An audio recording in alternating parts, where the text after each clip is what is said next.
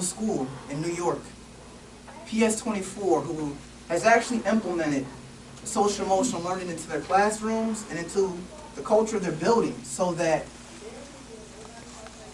they can get students to exceed academically.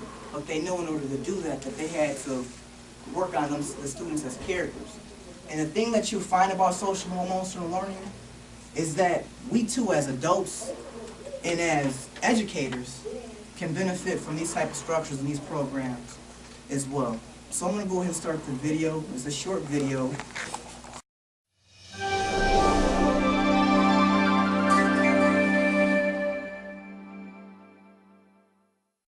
How many of you know a boy or girl here at school who gets picked on and left out and never included and laughed at all the time? School can be a mean and dangerous place. Raise your hands high, high.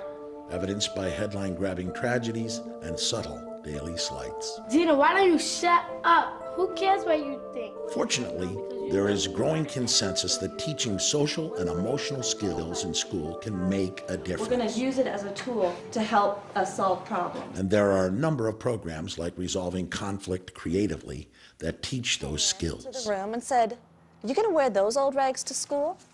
We are talking about a whole new vision of education that says that educating the heart is as important as educating the mind. And so it's about equipping young people with the kinds of skills they need to both identify and manage their emotions, to communicate those emotions effectively, and to resolve conflict nonviolently. No, it's not.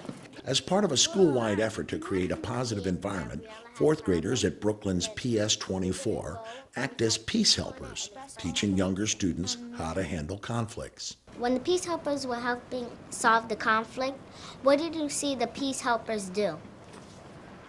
I'm still learning, because if I go into 6th grade next year, I need to learn how to control my anger, because I have a serious temper problem.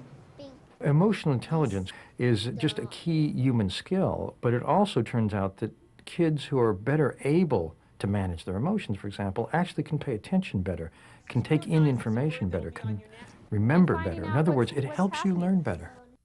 Benefits of social emotional learning programs include improved academic performance and attitudes towards school, a reduction in violence, bullying, and other negative behaviors, and an improved school environment for children and adults.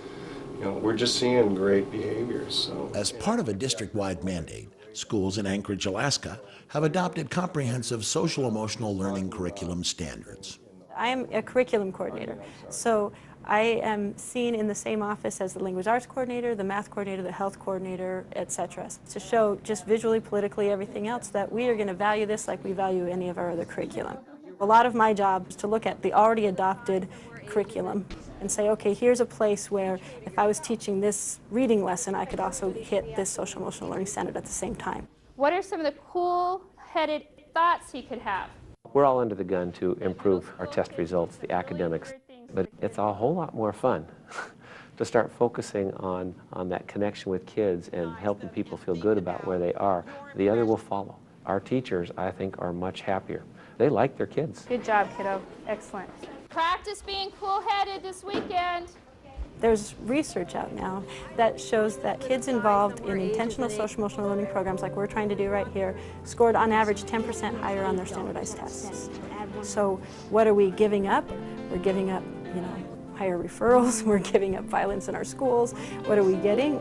Kids who come to school because they want to come to school, and kids who know how to act when they get into the schools, and hopefully kids who will go into their futures with a better chance of success. I would like to keep on being friends.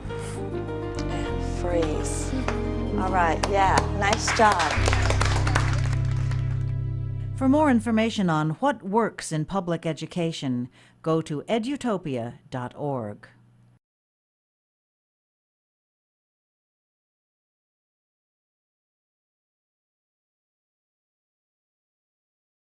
Well, the National School Climax Center notes there's 4 essential areas that we as schools need to ensure that we have to ensure that students are provided an atmosphere where they're able to grow social emotionally and that they can grow academically as well. And it begins with the first one, which is school safety. What are the school rules within our buildings? What are the norms? Are students walking in protocol? What does that look like? Are students being valued as individuals within our building?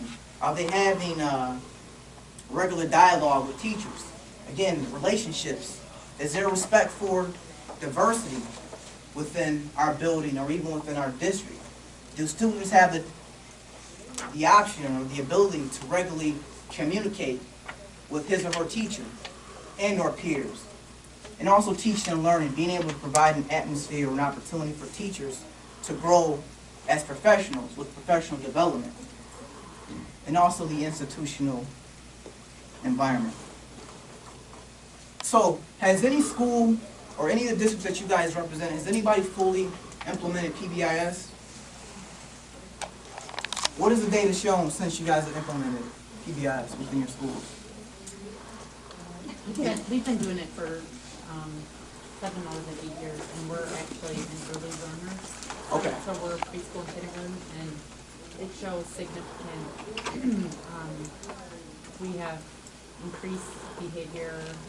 Reduction? Yeah, reduction. Okay. And we use tier 2 for our kids that need an extra layer of support. So we do check in and check out, and Okay. we actually started some, this year actually, some social groups. Okay.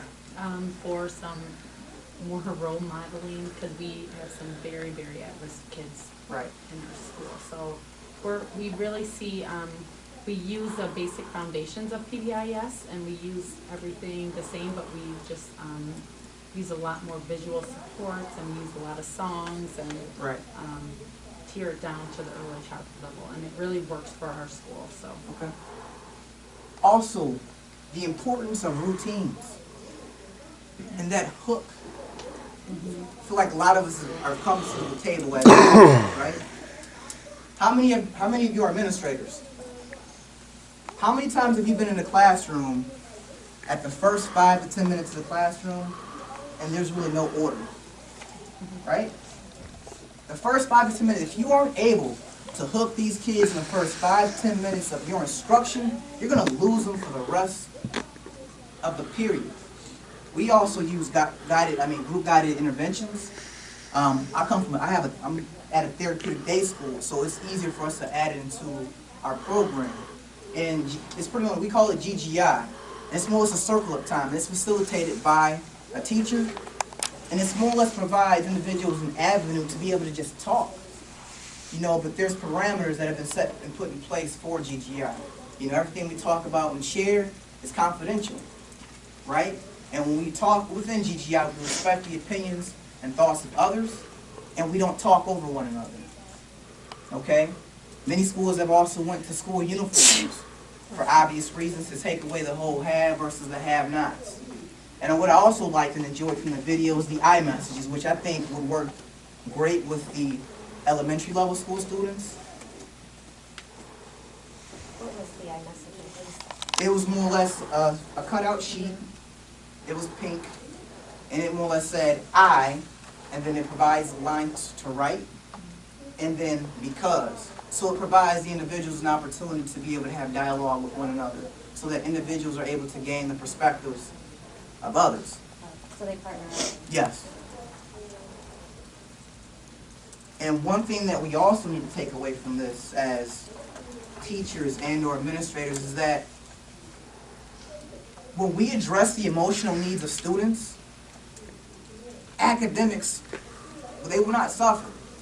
Academics will not suffer because student feelings and emotions are actually integrated. They're actually integrated.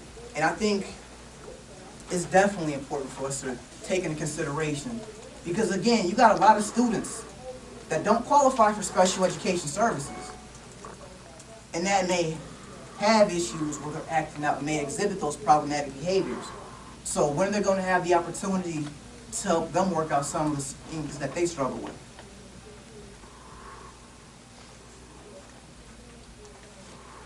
So again, social emotional learning, kind of just using what you may have already known about social emotional learning and a little bit of information that you got from the video and just this brief presentation How would you define social emotional learning? Yes. Incorporating social skills and emotions into classroom curriculum. Thank you. Anybody else? Yes, sir. I guess the empathy piece and just being self-aware of emotions and being able to verbalize that rather than internalizing it, but verbalizing it. Yes, sir. Thank you. What does this concept look like at your schools or district? The whole notion of social emotional learning. Is there a social emotional learning piece in your building? Thank you. Anybody else? What is social emotional? Yes? Yes, we have a piece. Okay. Our social worker comes in now and actually has to teach lessons every week to every single class. And it's called guidance. And it is just different scenarios, addresses bullying. Okay. We also have a project going on called the bucket. They have to fill their buckets, each other's drops of water. You know, it's 4th grade. She has it in 5th grade also. And they put nice things on their little drops and they put them on each other's lockers. And it's just, so it's a little more work for her because it's something new that she never had to do. Right. But that's a piece that we incorporated. Okay. Anybody else do anything similar to that? Our social worker actually comes in and he will, on request, do second step. Okay. Which is, I don't know if it's even close to what that curriculum is, but it's kind of the same thing where you look at lessons on how to get along with your peers and give you scenarios using pictures and puppets and songs and such. But our social worker for 500 students is there part-time, so he only does it like the most needed situations. And we actually are trying to have teachers incorporate it in their classrooms more so because they are there with the kids. So we're trying to do that. But teachers go back and forth, the staff goes back and forth on who is it best to incorporate that in the classroom. Is it best to have someone that's always there with the kids, or is it best to have someone else come in that's not always there with the kids? And I think should it all be automatically in that curriculum, be embedded in that curriculum, or should someone else come in like a special teacher, like music and art, and because there's I think different philosophies in that. I think with the structure, it may be easiest to have a related service individual to come in, just because the teachers are swamped. I agree. As it is. Believe me, but when you have a part-time social worker, right. I mean, I think it depends on the resources that your district provides you. Exactly. So I'm sure in your district you probably have We hired some extra. Yeah, which is wonderful, and that's I think that applaud your district for looking at that. It's a part-time I hire. Yeah, but hey, but that's it awesome. freed her up to be able to do it. Yeah, that's awesome. That's amazing. Now, ma'am, you communicated and said that your social worker goes into your class maybe once a week. Once a week for a 45-minute lesson. Now, your school, is it K through 6, 6 through 8? It's, well, the district is K through 8. My building is 4 through 8. She only goes into the 4th and 5th grade classrooms right now. And then somebody else she also goes over to the other building, does K through 3. Okay.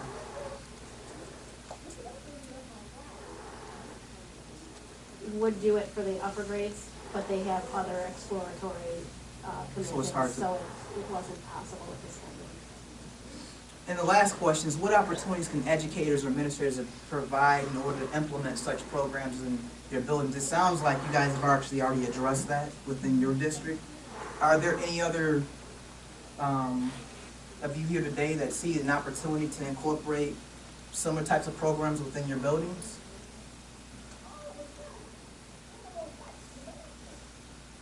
Well, one thing that we, in addition to Second Step, and we're a PBIS recognized school, but we have weekly core tool lessons that the students learn, and the classroom teachers do teach those actually, and then we also have school-wide ones that are taught at the beginning of the year. And we do Second Step as well, and we use the check-out system. And we have seen an overall decrease over the last 5 years. The it's become fully implemented. To watch it from the beginning is very neat because, I mean, really in Swiss, the referrals have gone down and we celebrate all that. But also the overall school climate is so much more positive. It's huge. Just starting that out from the beginning of the year and them being rewarded. And we've had a change in administration as well, but I mean, You just still keep overall with us keep putting on those interventions and the tier 1 programs for social emotional learning. I mean, it's positive. I don't see a whole lot of bullying issues anymore. I mean, from where I would have said 5 years ago, these things were daily. You were dealing with things maybe a couple of times a week and we have stuff. So just the climate has really improved as well with all those things. I bet the students can report on that as well. They're positive. They interact with staff. Other than walking down the hall and they more like have relationships and it's just a more positive environment. Thank you. So what I have is a small, brief reflection exercise. I just want you to think about this for a moment. As an adult, as a professional, think of the last time that you were involved in a conflict, right? Whether it be with a student, a parent, a colleague, etc. And what was the outcome? What was the outcome? In fact, what steps did you use to come out with, to allow that situation to work out in a positive light? Did it come out positive? Was it a negative experience? Is anybody willing to share? I would say for myself, I use this model with my son, right?